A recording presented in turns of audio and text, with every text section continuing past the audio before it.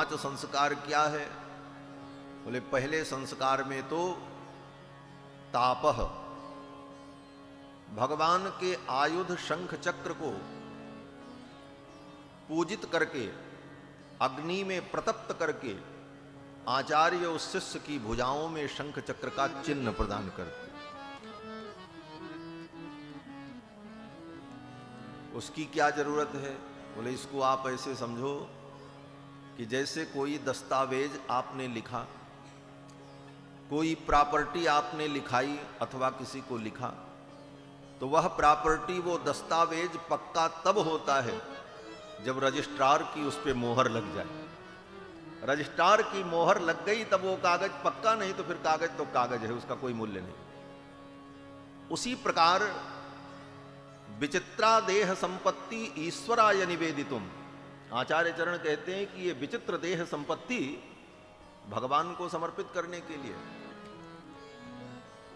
और ये समर्पित कैसे होगी? बोले पक्की रजिस्ट्री करनी पड़ेगी। और पक्की रजिस्ट्री कौन करेगा? बोले रजिस्ट्रार ही आचार्य हैं, जो जीव की इस देह रूपी संपत्ति को भगवान के नाम पर ट्रांसफर कर देते, मोहर लगा देते। हमारे पूज्य स्वामी जी कहा करते थे कि देखो, आप कोई बहुत बड़ी फैक्ट्री लगाओ तो उसमें 2 काम होगा, या तो नफा होगा या तो नुकसान होगा, तीसरा तो कोई काम होगा नहीं। कोई भी कारोबार, फैक्ट्री लगाओ, कुछ भी करो, उत्पादन करो, तो उसमें 2 होगा, या तो नफा या तो नुकसान। तो अगर नफा आपने झेला है तो नुकसान भी आपको झेलना पड़ेगा। बोले महाराज हम नफा नुकसान दोनों से बचना चाहते हैं। बोले नफा और नुकसान दोनों से अगर बचना चाहते हो तो फिर अपनी फैक्ट्री किसी दूसरे को ट्रांसफर करो।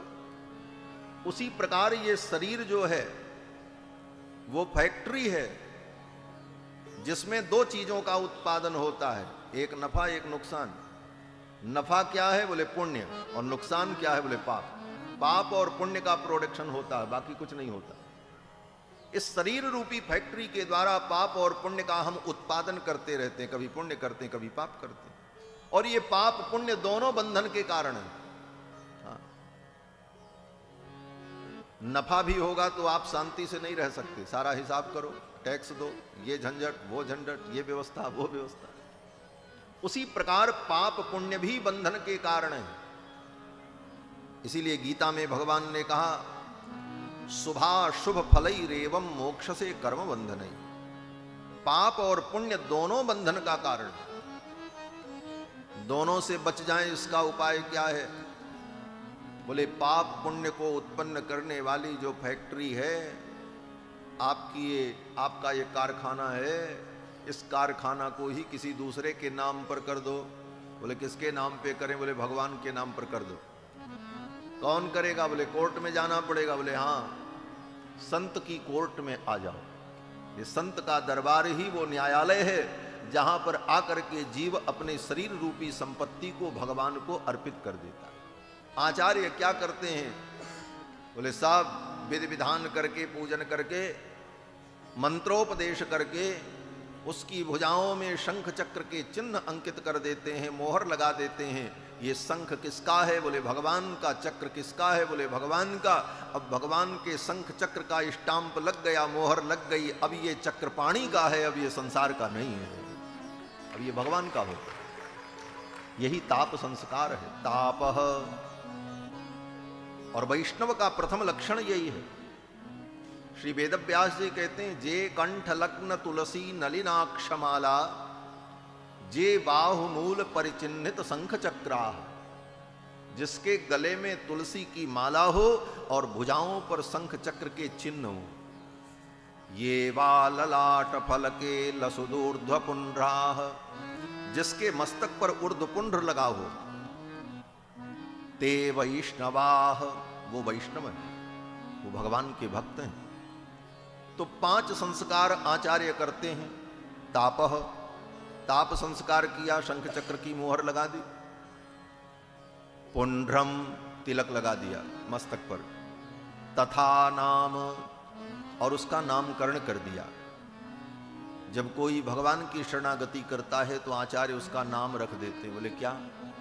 बोले आज से तुम्हारा नाम गोविंद दास, माधव दास, रामदास। क्यों? बोले अभी तक तुम माया के दास थे, अभी तक संसार के दास थे, अभी तक काम के दास थे, अभी तक क्रोध के दास थे, अब तुम आज से भगवान के दास हो गए, इसलिए गोविंद दास, माधव दास, इसीलिए नाम रखा। और जीव का वास्तविक स्वरूप यही है कि ये जीव भगवान का दास है।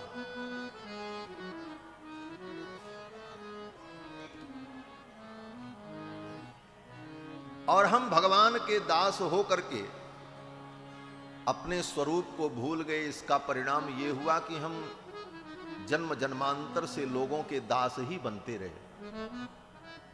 आज तक दास बने, काम के दास, क्रोध के दास, लोभ के दास बने घूम रहे। क्यों?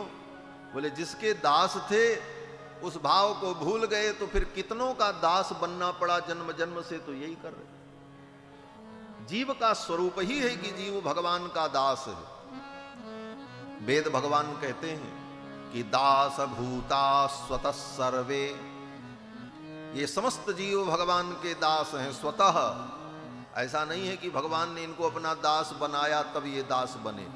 हम लोग जन्मजात भगवान के दास हैं। और जन्मजात क्या कहें? अनादिकाल से, क्योंकि भगवान भी सनातन है, जीव भी सनातन है। ऐसा तो है नहीं कि भगवान पहले थे हम बाद में आए। जब से भगवान है तब से हम आप हैं। भगवान भी सनातन है, हम आप भी सनातन हैं। और जब से भगवान है तब से हम भगवान के दास हैं। लेकिन माया के कारण, अविद्या के कारण, अज्ञान के कारण हम अपने स्वरूप को भूल गए।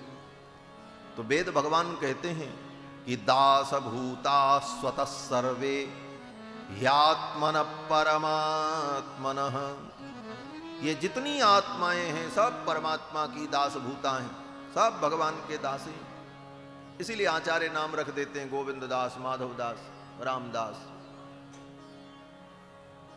और दास बनने में बड़ा लाभ है।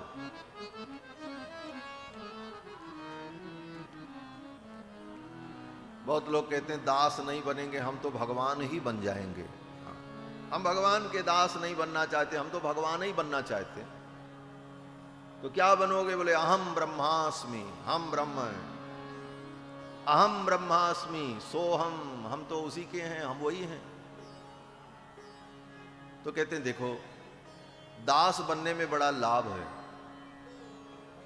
एक बड़े अच्छे संत हुए जिनका नाम काष्ठ जिह्वा स्वामी, उनका एक पद है।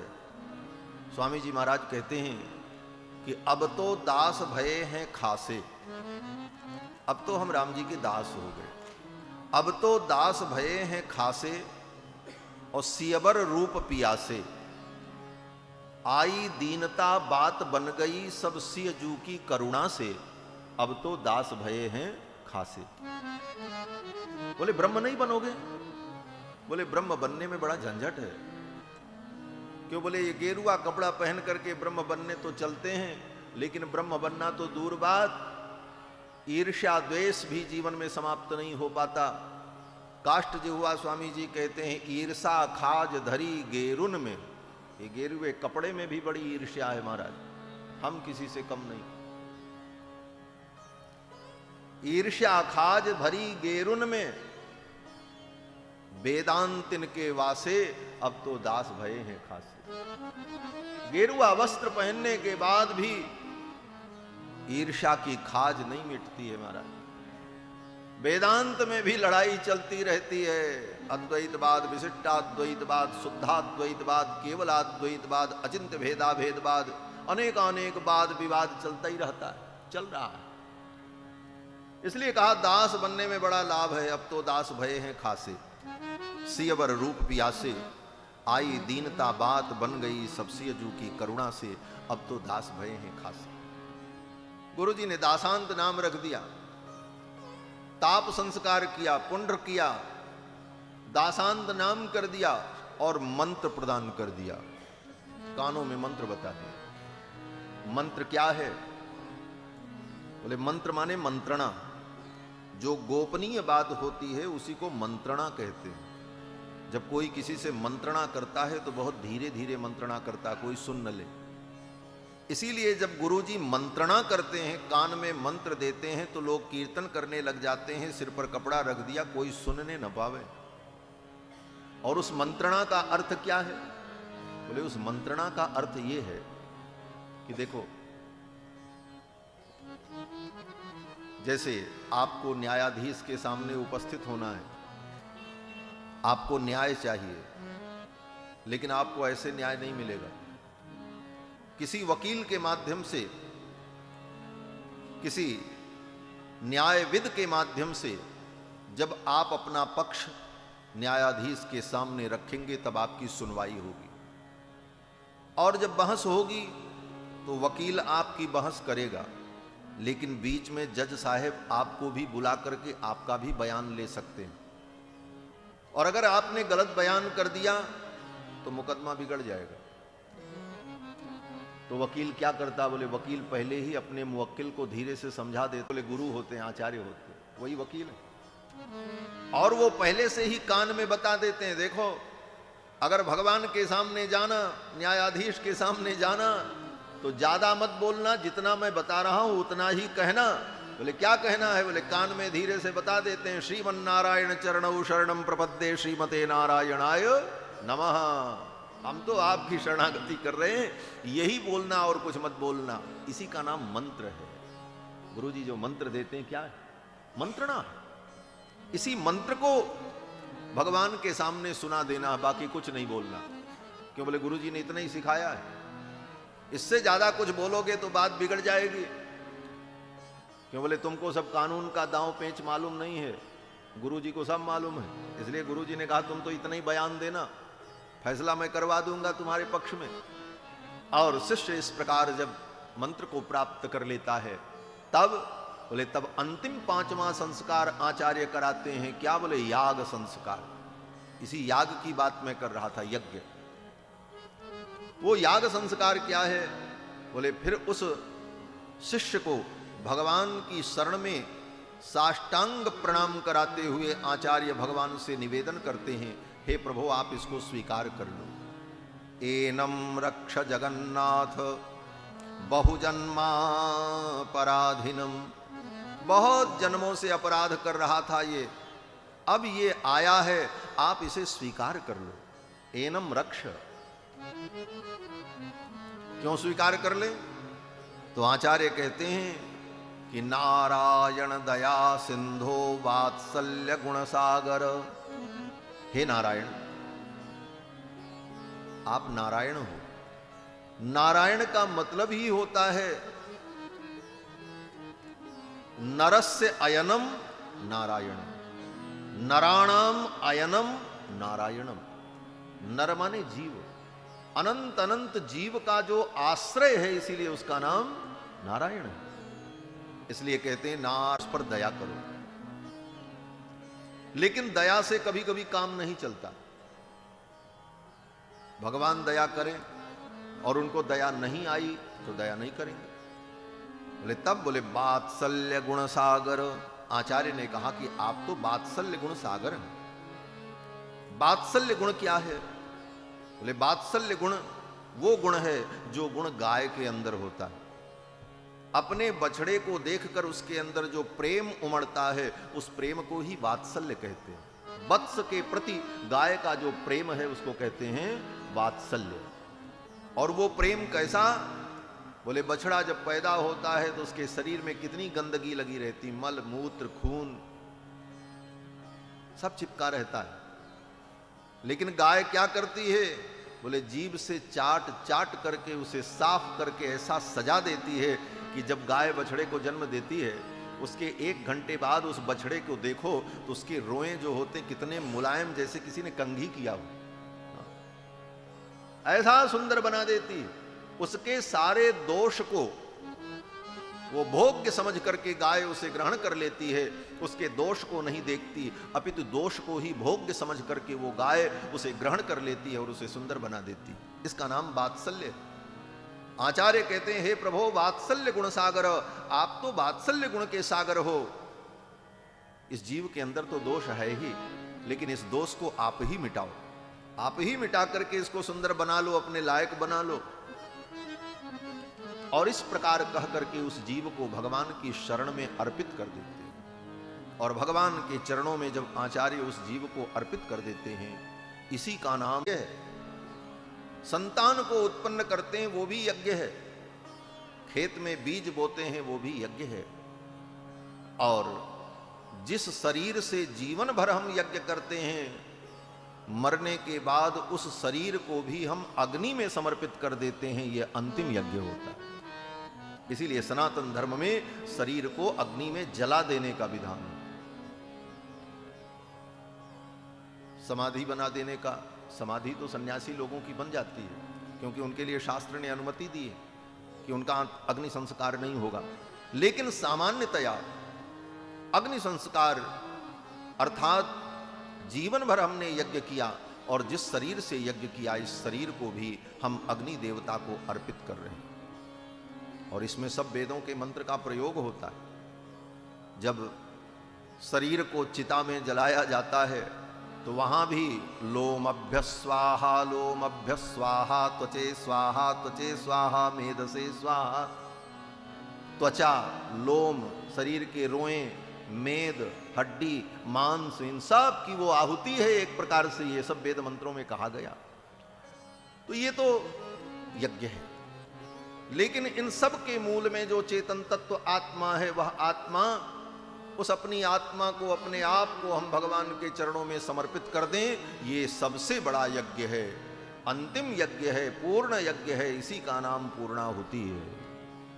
पूर्णाहुत्या सर्वान कामान अवाप्नोति। सनातन धर्म बड़ा ही वैज्ञानिक और व्यावहारिक और आध्यात्मिक है।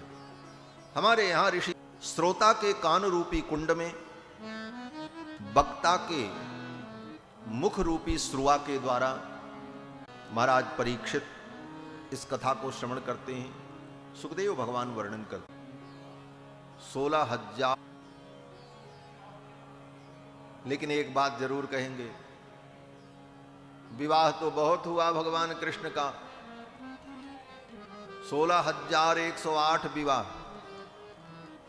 लेकिन किसी भी विवाह में भगवान श्री कृष्ण को यह सौभाग्य नहीं मिला कि वो दूल्हा बनकर के ससुराल जाते, सारी सरहज उनकी आरती उतारती, सासू मां परछन करती, सखियां गीत गाती।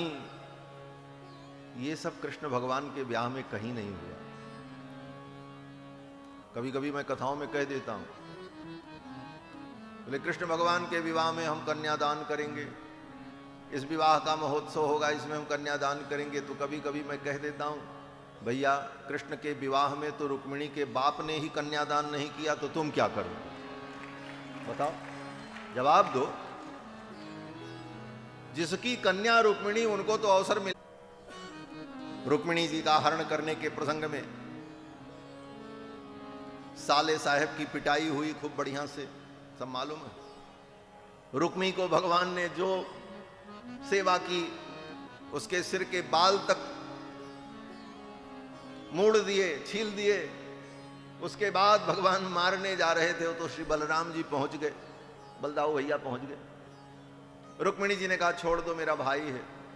भगवान ने सोचा चलो पहली बार ये कुछ मांग रही हैं, हाँ, इनकी मांग पूरी करनी चाहिए। एक महात्मा कहते थे, विवाह में वर जो हो वो वधू की मांग भरता है, होता है ना मांग भरने की विधि। वर वधू की मांग भरता है, मांग में सिंदूर भरता है, और सबके सामने मांग भरने की विधि होती। इसका मतलब क्या है? बोले सबके सामने समाज में तुम इसकी मांग भर रहे हो, इसका मतलब जीवन भर इसकी मांग तुम भरते रहना। ये जो कहे वो करना, इसकी मांग को कभी टालना नहीं। और यहां तो अभी मांग नहीं भरी, उसके पहले ही मांग शुरू हो गई। रुक्मिणी ने कहा ये मेरा भाई है, इसे छोड़ दो। भगवान ने कहा ठीक है देवी, आप कहती हो तो छोड़ देता हूं। छोड़ दिया रुक्मिणी। पीछे से बलराम जी आ गए। बलराम जी ने सोचा अब बात बिगड़ रही है तो इसको संभाल लेना चाहिए। बड़ों का यही काम है, अगर छोटों से कुछ बात बिगड़ जाए तो बड़ों को मध्यस्थ होकर उसे संभाल देना चाहिए। श्री बलराम जी बड़े भैया हैं, और ये इस बार बड़े भैया इसीलिए बने हैं, संभालने के लिए। त्रेता युग में ये छोटे भाई बने थे, लक्ष्मण थे, रामानुज थे, राम के अनुज थे। बहुत संभालने की कोशिश की लक्ष्मण जी ने, लेकिन चूक जाते थे। क्यों? बोले छोटे भाई थे। लक्ष्मण जी चाहते थे प्रभु को दुख न हो, कोई कष्ट न हो, लेकिन छोटे भाई होने के कारण कुछ कर भी नहीं पाते। जहां कोई बात आती थी तो राम जी कहते थे लक्ष्मण तुम्हें ऐसा करना है, तो अब आज्ञा पालन करना तो मजबूरी थी। तो लक्ष्मण जी के मन में दुख होता था। ये परम स्वतंत्र हैं, इसीलिए इनको दुख हो रहा है। कभी कभी व्यक्ति की स्वतंत्रता भी उसे संकट में डाल देती है। भगवान परम स्वतंत्र हैं, और इस परम स्वतंत्रता के कारण ही भगवान को लीला में अनेक प्रकार के दुख का अनुभव करना पड़ता है। इसीलिए हमारे आचार्य श्री पराशर भट्टर स्वामी जी महाराज कहते हैं कि हे भगवान, हे भगवती सीते, आप दोनों परम स्वतंत्र हो। ये आपकी परम स्वतंत्रता ने ही आपको दुख में डाल दिया है। आपके सारे गुणों की बड़े बड़े विद्वान प्रशंसा करते हैं, आपके स्वतंत्रता की बड़ी महिमा गाई जाती है। सर्वतंत्र स्वतंत्र भगवान हैं, परम स्वतंत्र न सिर पर कोई। ये तो परम स्वतंत्र हैं। लेकिन पराशर भट्टर स्वामी जी कहते हैं आज मैं आपकी उस स्वतंत्रता को धिक्कार रहा हूं। धिक्कार है आपकी स्वतंत्रता को। श्री पराशर भट्टर स्वामी जी कहते हैं कि जातो धिक्करुणाम धिगस्तु युवयोः स्वातंत्र्यमत्यंकुशम। हे भगवान, आपकी स्वतंत्रता को, कैसी स्वतंत्रता? बोले निरंकुश स्वतंत्रता को धिक्कार है। आप निरंकुश हो, आपके ऊपर कोई अंकुश लगाने वाला नहीं। तो कभी कभी स्वतंत्रता भी व्यक्ति को संकट में डाल देती है। भगवान परम स्वतंत्र, राम अवतार में बड़े भाई, लक्ष्मण जी इनको रोक नहीं पाते। कुछ भी कहते हैं तो राम जी जो कहते हैं वही लक्ष्मण जी को करना पड़ता। तो लक्ष्मण जी मन में सोचते कि अगर मैं बड़ा भाई होता और ये मेरे छोटे भाई होते तो मैं इनको दुख न होने देता। ये वन में जाने को तैयार होते तो मैं डांट देता, चलो मेरी आज्ञा है, अयोध्या में रहो, कहीं नहीं जाना। तो ये मेरी आज्ञा का पालन करते, लेकिन मैं तो छोटा भाई हूं, मुझे इनकी आज्ञा का पालन करना। भगवान जान गए। भगवान ने कहा चिंता मत करो लक्ष्मण, अगले अवतार में मैं तुमको बड़ा भाई बनाऊंगा, जो कहोगे वो मैं करूंगा। इसीलिए ठाकुर जी ने इस बार इनको बड़े भाई के रूप में प्रकट किया। नाग पर्यंक मुत्सृज्य ह्यागतो मथुरामपुरी। अपने नाग पर्यंक को, अपने शेष को बड़ा भाई बनाया और तब भगवान प्रकट हुए। इसीलिए और इसलिए बलदाऊ जी ठाकुर जी की सदा संहार करते रहते। कहीं कुछ गड़बड़ होते दिखता है तो बलराम जी तुरंत आकर के कहते कन्हैया ऐसा नहीं करना। ठाकुर जी कहते हाँ भैया। आज बात बिगड़ रही थी, बलराम जी आ गए और बलराम जी ने आकर के मीठी सी डांट लगाई। कन्हैया को कहा देखो कृष्ण, संबंधियों के साथ ऐसा व्यवहार नहीं करना चाहिए। कुछ भी हो, अब ये संबंधी है और इसे छोड़ दो। और फिर रुक्मी को बुला करके एकांत में बलराम जी ने कहा देखो, इन बातों का दुख मत मानना। हम लोग क्षत्रिय हैं और क्षत्रियों का तो यही सब काम है, लड़ाई मारपीट झगड़ा, युद्ध करना, लड़ाई करना। क्षत्रियों का तो यही सब धर्म होता है। क्षत्रियाणाम अयम धर्म प्रजापति विनिर्मितः। बलराम जी ने कहा क्षत्रियाणाम अयम धर्म, ये तो क्षत्रियों का धर्म है। ये सब कह करके श्री बलराम जी ने संहार कर दी। तो कहने का भाव कि भगवान के विवाह में कहीं भी गीत गाने का अवसर,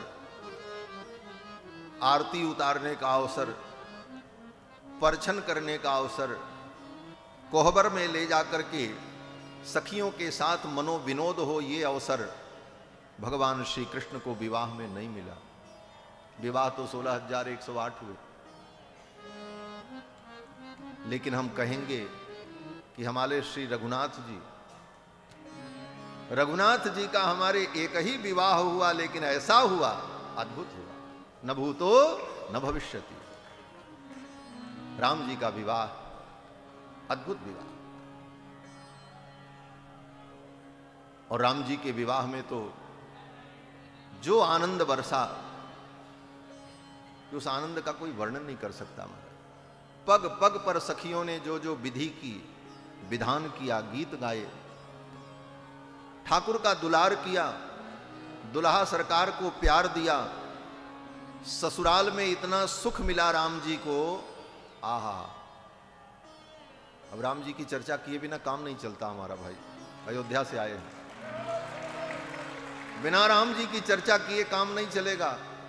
हाँ, अरे जब वृंदावन में भी काम नहीं चलता हो, कन्हैया भी जब अपने किसी मित्र से मिलते हैं, मनसुखा से मिलते हैं, तो यही कहते हैं, मनसुखा राम राम। उनको भी राम राम करना पड़ता है। और दूसरे शब्दों में कहें तो यहां जो कुछ है ना, सब हमारी अयोध्या का ही है, सब अयोध्या का है। हाँ, जान लो, आज सब ब्रजवासी बैठे हैं, यहां अपना क्या है, सब हमारे अयोध्या का।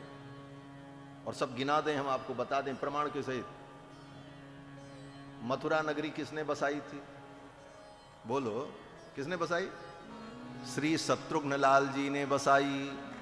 हाँ, यहां पर एक बहुत बड़ा असुर था, उसका नाम था लवणासुर, सबको त्रास दे रहा था। यहां के जितने ब्राह्मण थे, वैदिक विद्वान, सब अयोध्या गए पैदल। राम जी के दरबार में जाकर के सबने प्रार्थना, लवणासुर के आतंक से हम दुखी हैं। भगवान श्री राम ने अपनी सभा में कहा, यह कार्य कौन करेगा? शत्रुघ्न जी ने कहा, प्रभु मुझे आज्ञा दे, मैं जा रहा हूं। और सेना लेकर के शत्रुघ्न जी महाराज आए और आकर के लवणासुर का वध किया, और फिर यहां के राजा बने, और उन्होंने मथुरा नगरी को बसाई। ये हमारे शत्रुघ्न जी की नगरी। अच्छा चलो, ये शत्रुघ्न जी की नगरी है, लेकिन जमुना जी तो अपनी है। बोले जमुना जी भी अयोध्या की बेटी हैं। हाँ, अयोध्या की बेटी हैं, हमारी बुआ जी हैं। अयोध्या की बेटी कैसे हैं? बोले अयोध्या में जो वंश है राम जी का, वो सूर्य वंश है, और सूर्य भगवान की बेटी जमुना जी हैं, कालिंदी, जो यहां विराजमान है। जमुना जी भी हमारी अयोध्या की। आप कहोगे राधा रानी हमारी है। बोले राधा रानी भी वृषभानु गोप की कन्या हैं, और वृषभानु गोप जो हैं वो सूर्य वंश के हैं, वो अभी सूर्य वंश की कन्या है। हमारी किशोरी जी की ननद रानी है राधा रानी, जान लेना। हमारी श्री जानकी जी की ननद रानी है, हमारी अयोध्या की बेटी। बंधुओं, भगवान श्री रघुनाथ जी का विवाह तो अद्भुत विवाह। ससुराल में रघुनाथ जी को जो सुख मिला, वो सुख कहीं मिल नहीं सकता। इसलिए मिथिला की सखियों ने कहा, एक मिथिला का पद गा करके आगे चलते। प्रसंग आ गया तो मिथिला की सखियां कहती, सरकार दुनिया में आप सब जगह जाओगे, लेकिन जो सुख आपको हमारे मिथिला में मिलेगा वो कहीं नहीं मिलेगा। क्या सुख मिलेगा? तो मिथिला की सखियों ने कहा, सरकार अब यहां रहो तब आपको पता चले, कुछ दिन रह करके देखो। बोले कितना दिन रहे, क्या होगा? तो मिथिला की सखियों ने कहा, ए पहुना अब मिथिले में रहुना, ये पहुना अब मिथिले में रहुना। हे पहुना, अब आप तो मिथिले में ही रह जाओ, और आप चिंता मत करो। आपको लोग करिया कहते हैं। करिया बोले तो काला, राम जी भी काले हैं, सांवले। हमारे बक्सर के पूज्य मामा जी कहते थे कि भगवान तो काले हैं। अयोध्या में एक मंदिर भी है, काले राम जी का मंदिर, कभी जाना तो दर्शन करना। भांगड़िया जी तो दर्शन किए होंगे काले राम जी का। तो मामा जी कहते थे कि पहले जब लोग कीर्तन करते थे तो क्या बोलते थे, मनोविनोद में कहते थे, मामा जी कहते थे कि पहले लोग, अयोध्या के लोग कीर्तन करते थे तो कहते थे काले राम राम राम काले काले। क्यों बोले काले काले? बोले हरे राम कब से हो गए? बोले हमारे किशोरी जी की छाया जब इनके ऊपर पड़ी, जा तन की झाई परत श्याम हरित जिते हुए, तब से हरे राम हो गए। ये तो काले राम। मिथिला की सखियों ने कहा सरकार आप चिंता मत करो, अगर आप मिथिला में रह गए तो 1 महीने का समय हम लेंगे बस, और 1 महीने में आपको हम करिया से गोर बना देंगे, आपका रंग बदल जाएगा। बोले कैसे? बोले रोज सवेरे उबटन मल के इत्र से नहवाए, सवेरे उबटन मलेंगे और फिर इतर से आपको स्नान कराएंगे, और 1 महीना के अंदर हम करिया से गोर बना देंगे। इसलिए सरकार अब तो मिथिला में रह जाओ। ए पहुना अब मिथिले में रहुना, ए पहुना अब मिथिले में रहुना। जो आनंद विदेह नगर में, जो आनंद विदेह नगर में, देह नगर में कहुना। ए पहुना अब मिथिले में रहुना, ए पहुना अब मिथिले में रहुना। रोज सवेरे उबटन मल के इतर से नहवाई हो, रोज सवेरे उबटन मल के इतर से नहवाई हो। 1 महीना के भीतर करिया से गोर बनाए हो, 1 महीना के भीतर करिया से गोर बनाए हो। झूठ कहत ना बानी तन को, झूठ कहत ना बानी तन को, झूठ कहत ना बानी तन को। मौका एको देहु ना, ए पहुना अब मिथिले में रहुना, ए पहुना अब मिथिले में रहुना। नित नवीन मन भावन व्यंजन पर सब कंचन थारी, नित नवीन मन भावन व्यंजन पर सब कंचन थारी। हो नित नवीन मन भावन व्यंजन पर सब कंचन थारी।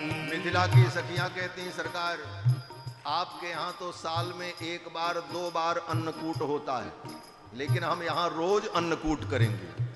नित नवीन मन भावन व्यंजन पर सब कंचन थारी, सोने की थाल में मन भावन व्यंजन आपको खिलाएंगे, और खा करके जब आपका मन भर जाएगा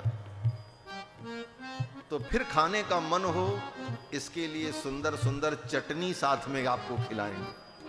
सखियों ने कहा ऐसी चटनी, ऐसा अचार कि जहां आप चाटोगे तो फिर खाने का मन करने लग जाएगा, ऐसी सुंदर व्यवस्था।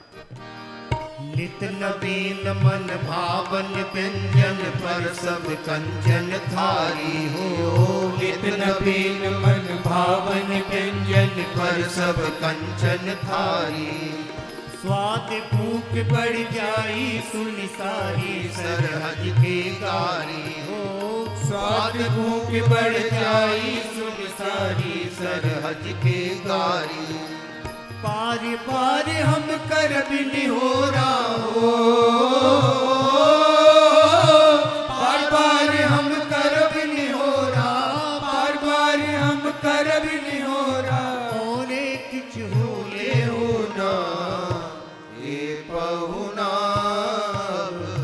मिथिले में रहुना, ए पहुना अब मिथिले में रहुना।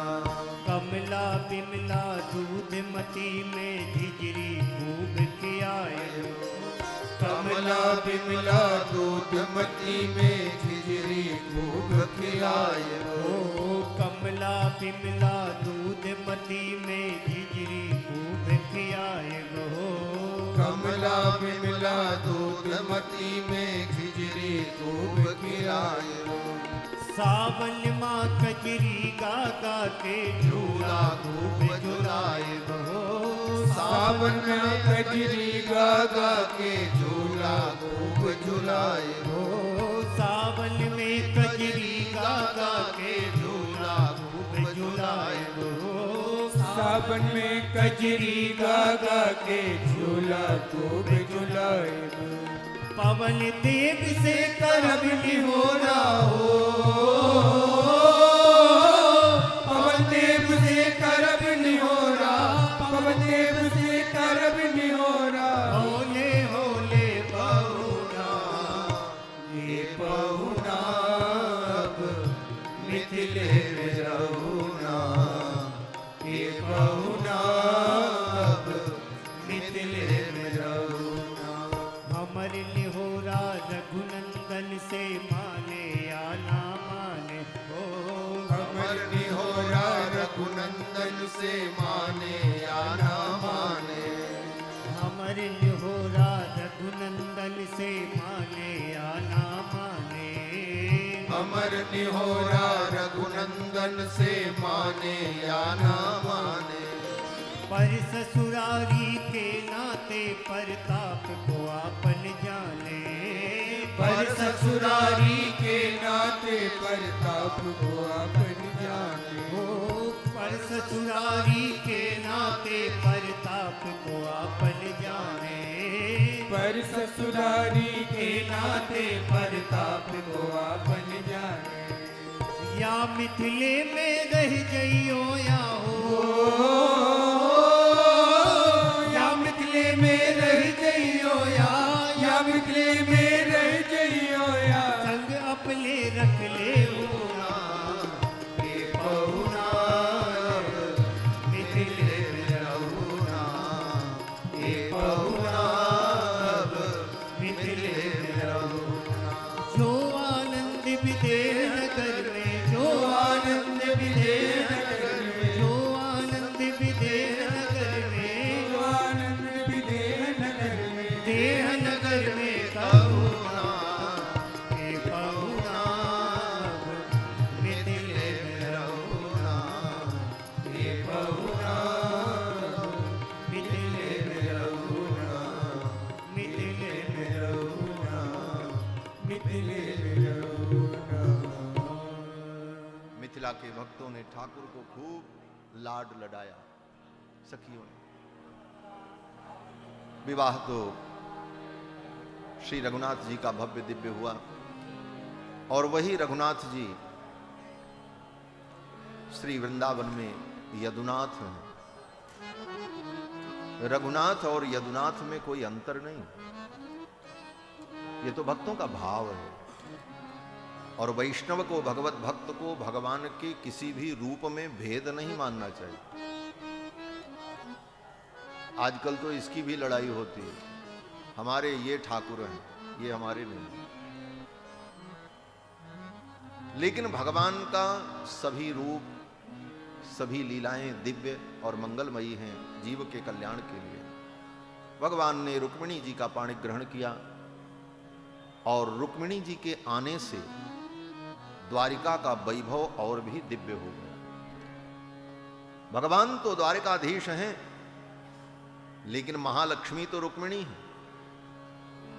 रुक्मिणी जी जब पधारी तो द्वारिका में महामोद हुआ। रुक्मिणी के सहित भगवान को देखकर द्वारिका के लोग परम आनंदित हुए। रुक्मिण्या रमयोपेतम दृष्ट्वा कृष्णम श्रियपतिम। श्रीपति भगवान को रुक्मिणी के सहित देखकर द्वारिका वासियों को परम आनंद हुआ और द्वारिका का वैभव और भी अद्भुत और दिव्य हो गया। देखो, श्री जी के बिना तो भगवान अधूरे हैं।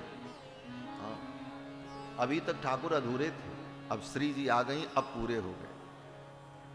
वृंदावन में जब तक थे तब तक ठाकुर पूरे। क्यों?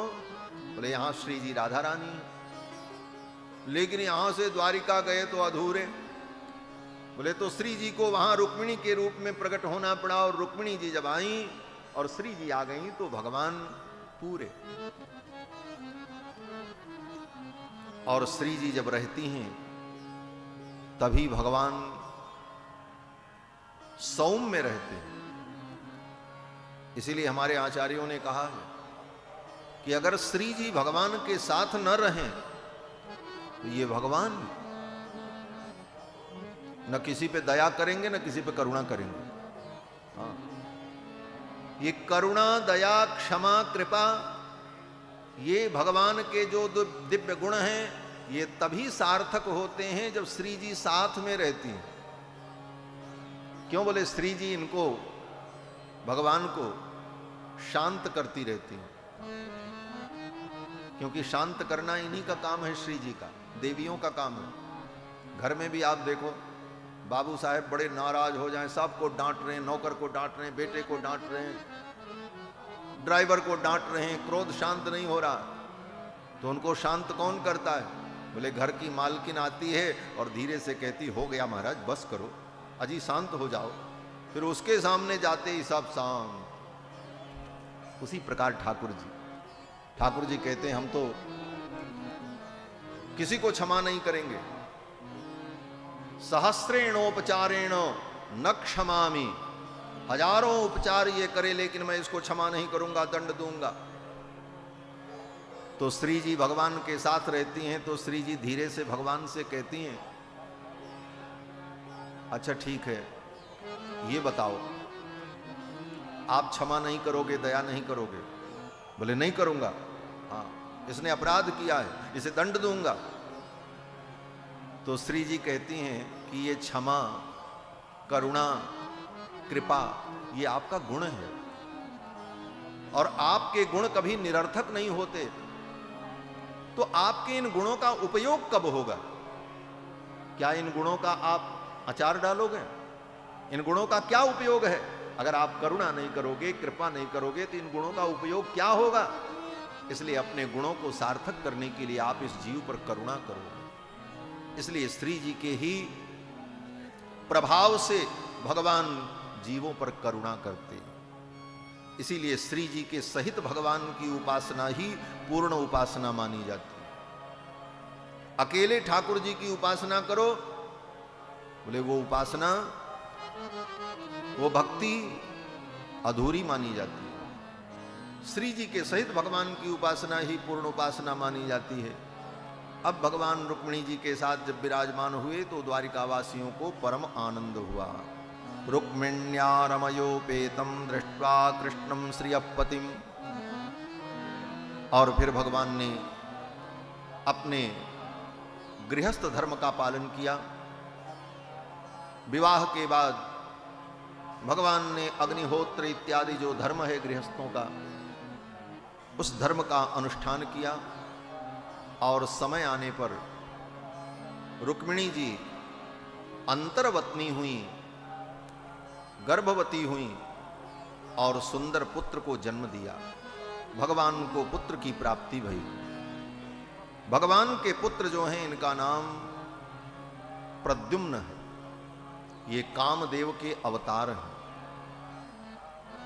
जब भगवान शंकर ने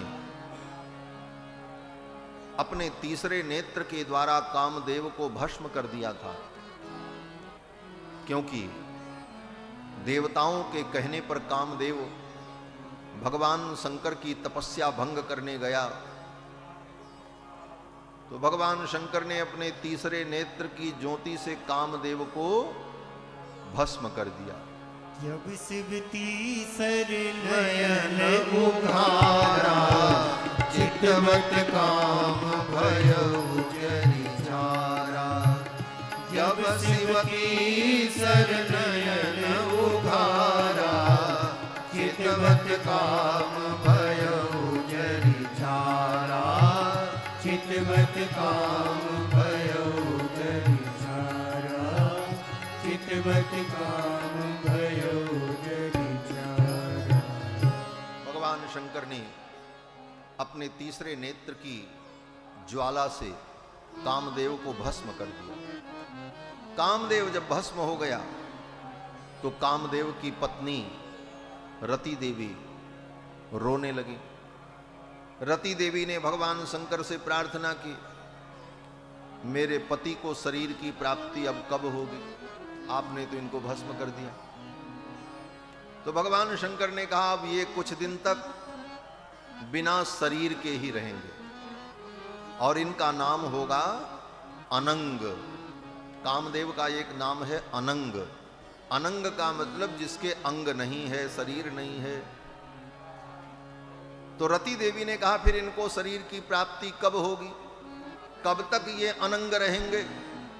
तो भगवान शंकर प्रसन्न हुए। भगवान शंकर ने कहा, जब द्वापर युग आएगा और मेरे आराध्य प्रभु कृष्ण के रूप में अवतार लेंगे, तब तुम्हारे पति उनके पुत्र बन करके प्रकट होंगे। और कृष्ण के पुत्र बन करके प्रकट होंगे तब उनको शरीर की प्राप्ति हो जाएगी। जब यदुवंश कृष्ण अवतारा, जब यदुवंश कृष्ण अवतारा, हो यही हरण महामहि भारा, हो यही हरण महामहि भारा।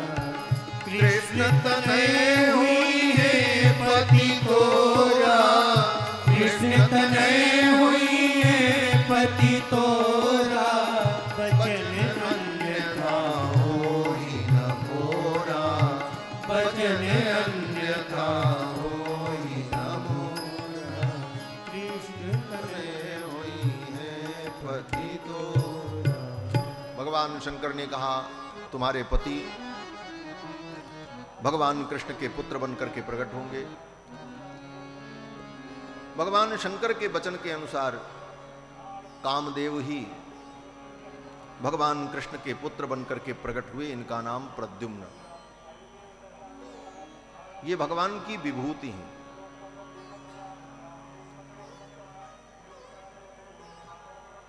भगवान के चतुर्व्यूह का वर्णन आगम शास्त्र में और पुराणों में। चतुर्व्यूह का मतलब भगवान के 4 रूप। और ये 4 रूप क्यों हैं? बोले, जिन 6 गुणों की हमने चर्चा की थी, भगवान के जो 6 गुण कहे गए प्रमुख रूप से, ज्ञान, शक्ति, बल, ऐश्वर्य, वीर्य, तेज, ये 6 गुण जिसके अंदर विद्यमान हो वो भगवान का प्रथम रूप वासुदेव। और फिर इन 6 गुणों में से 2-2 गुण प्रधान रूप से जिनमें विद्यमान हो वो संकर्षण, प्रद्युम्न और अनिरुद्ध। ये क्रम है। इसी को व्यूह कहा जाता है। और चारों व्यूह जब प्रकट होते हैं तो वह परिपूर्णावतार होता है। ऐसे तो भगवान के सभी अवतार पूर्ण हैं, लेकिन परिपूर्णावतार का मतलब जिसमें चारों व्यूह प्रकट हों, वासुदेव, संकर्षण, प्रद्युम्न, अनिरुद्ध। इसीलिए रामावतार और कृष्णावतार को परिपूर्णावतार कहा जाता है। रामावतार में भी चारों प्रकट हैं, वहां पर चारों भाई के रूप में है, राम, लक्ष्मण, भरत, शत्रुघ्न। और कृष्णावतार में, बोले कृष्णावतार में भगवान वासुदेव, कृष्ण और उनके भाई संकर्षण श्री बलराम जी। और तीसरा रूप बोले पुत्र के रूप में प्रद्युम्न, और चौथा पौत्र के रूप में अनिरुद्ध। रामावतार में चारों भाई के रूप में है, राम, लक्ष्मण, भरत, शत्रुघ्न। और कृष्णावतार में एक भाई के रूप में, एक पुत्र के रूप में, एक पौत्र के रूप में। इस प्रकार वासुदेव, संकर्षण, प्रद्युम्न, अनिरुद्ध ये भगवान के चतुर्व्यूह हैं।